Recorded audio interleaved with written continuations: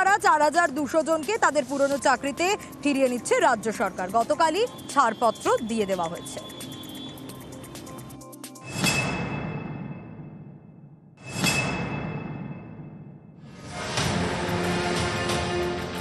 বৃহস্পতিবার সুপ্রিম কোর্টে ভর্ৎসনার মুখে পড়ে স্কুল সার্ভিস কমিশন। দেশের শীর্ষ আদালত নির্দেশ দেয় 7 দিনের মধ্যে অযোগ্যদের তালিকা প্রকাশ করতে হবে। শুক্রবার এসএসসির আইনজীবী কল্যাণ বন্দ্যোপাধ্যায় আদালতে জানিয়েছেন, শনিবারের মধ্যেই চিহ্নিত অযোগ্যদের নামের তালিকা প্রকাশ করার চেষ্টা হচ্ছে। সুপ্রিম কোর্ট যেটা বলেছেন সেটা মানতেই হবে। তা আমাদের এসএসসিকে আমরা বলবো যে এসএসসি এটা আমাদের যিনি আইনজীবী আছেন সম্মানীয় সাংসদ কল্যাণ বন্দ্যোপাধ্যায়, তার মতো কথা মতো তিনি যে গাইডলাইন দেবেন সেই অনুযায়ী এসএসসি সুপ্রিম কোর্ট যা নির্দেশ দিচ্ছে সেটাই করবেন। কিন্তু আমাদের অবশ্যই আমরা আইনি পরামর্শ নিয়ে আমরা কল্যাণদা বলবেন যেটা সেটাই করবো। সম্প্রতি কয়েকজন চাকরি প্রার্থী সুপ্রিম কোর্টে অভিযোগ করেন, অযোগ্য চাকরি প্রার্থীরাও সেপ্টেম্বরে হতে চলা পরীক্ষার অ্যাডমিট কার্ড পেয়ে যাচ্ছেন।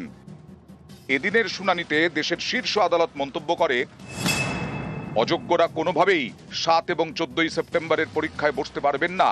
পরীক্ষার উপর কড়া নজর রাখছে আদালত। এরপরেই এসএসসির আইনজীবী কল্যাণ বন্দ্যোপাধ্যায় বলেন, কোনো দুর্নীতিগ্রস্ত অযোগ্য প্রার্থী পরীক্ষায় বসতে পারবেন না।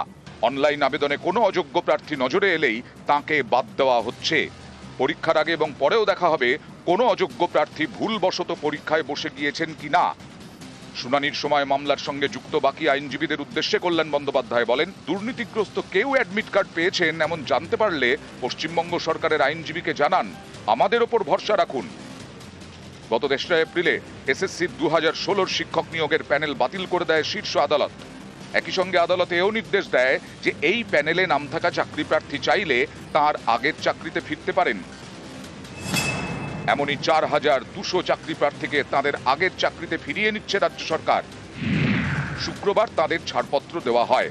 আগামী সপ্তাহ থেকে তারা নিয়োগপত্র পাবেন। নিউজ 18 বাংলা।